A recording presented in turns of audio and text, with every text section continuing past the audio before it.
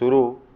सभापति महोदय, हमारे देश में गृह मंत्रालय और गृह मंत्री का कितना महत्व है, इसका अनुमान इसी से लगाया जा सकता है कि स्वतंत्र भारत में गृह मंत्रालय का भार सरदार पटेल ने स्वयं अपने कंधों पर लिया। सरदार पटेल का साहस, उनका उत्साह और उनकी बुद्धि तीनों ही हमारे गृह मंत्रालय के लिए आदर्श का काम कर सकती है।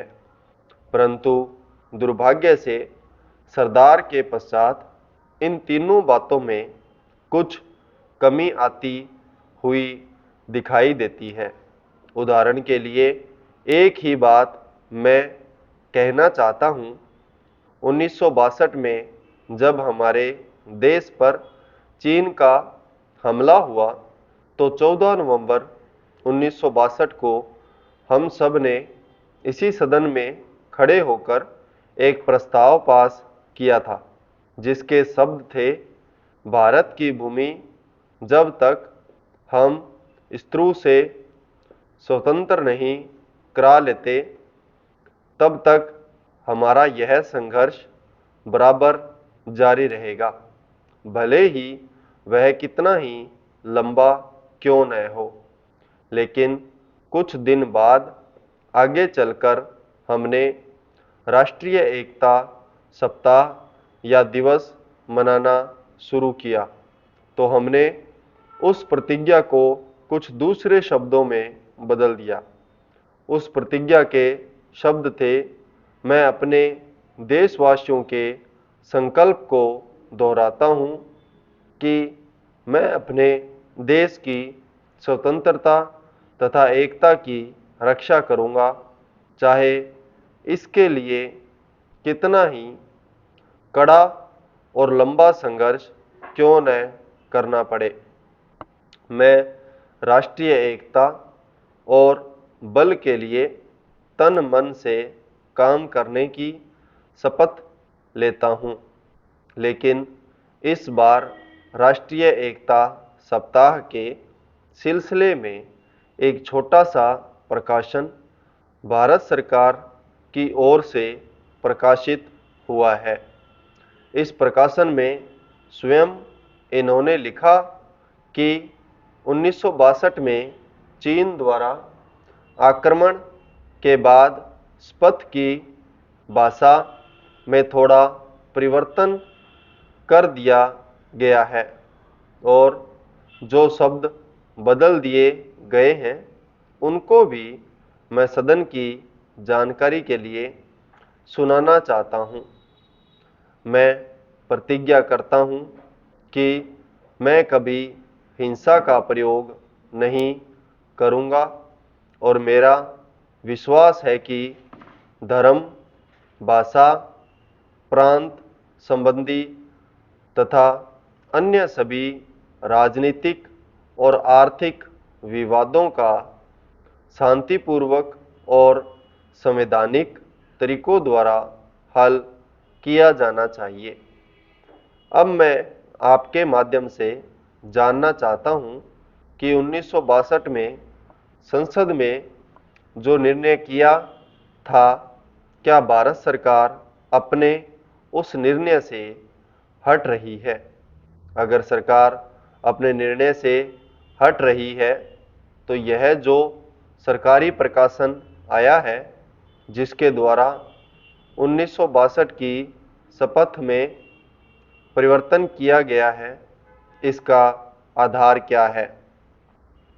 सभापति महोदय, हम यह समझें कि किसी तरह का चीन का दबाव इस सरकार पर पड़ रहा है, जिसने सरकार के सोचने के ढंग में परिवर्तन कर दिया है।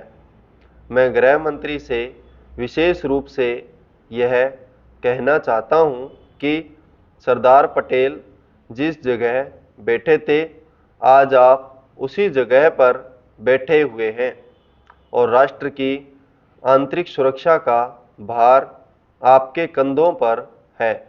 इस प्रकार के प्रकाशन सरकार की दुर्बलता के सूचक हैं। दूसरी बात मैं सांप्रदायिक दंगों के संबंध में कहना चाहता हूँ। इन सांप्रदायिक दंगों से निश्चय ही हमारे देश की जो आंतरिक स्थिति है वह बिगड़ती जा रही है। दुनिया के दूसरे देशों में हमारा देश बदनाम हो रहा है।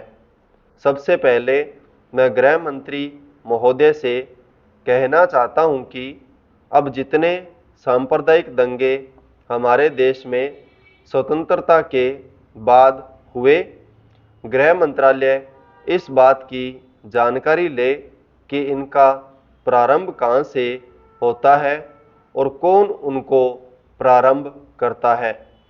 अगर इस देश का बहुमत उनको प्रारंभ करता है तब तो मेरा कहना यह है कि बड़ी कड़ाई से उन पर काबू किया जाना चाहिए।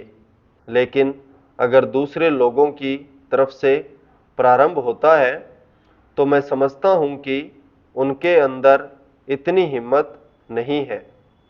जब वे जानते हैं कि इसका परिणाम यह होगा कि हमको और हमारे दूसरे सहयोगियों को चोट लग सकती है, फिर भी वे इसका प्रारंभ करें, तो मुझे ऐसा लगता है कि कोई तीसरी शक्ति अवश्य है जो आज भी 5 दशकों के पश्चात हमारे सामाजिक जीवन को दुखी बनाना चाहती है। उदाहरण के लिए मैं एक ही बात कहना चाहता हूँ। पहले गृह मंत्रालय जब अपनी वार्षिक रिपोर्ट प्रकाशित करता था तब उसमें बतलाया जाता था कि हमारे देश में दुनिया के किस किस देश के कितने नागरिक रह रहे हैं। लेकिन अब शायद जानबूझकर गृह मंत्रालय ने अपनी कमी को छिपाने के लिए इन आंकड़ों को देना बंद कर दिया है। लेकिन फिर भी प्रश्नों के उत्तर में कभी कभी कुछ इस प्रकार के आंकड़े सामने आ जाते हैं। अभी हाल में जब यहाँ पूछा गया कि हमारे देश में पाकिस्तान के कितने नागरिक ऐसे हैं जो पासपोर्ट लेकर रह रहे हैं, तब उत्तर में सरकार ने बतलाया कि इस समय पासपोर्ट के आधार पर भारत में रह रहे पाकिस्तानी नागरिकों की संख्या लगभग 217,000 है। संपूर्ण विराम।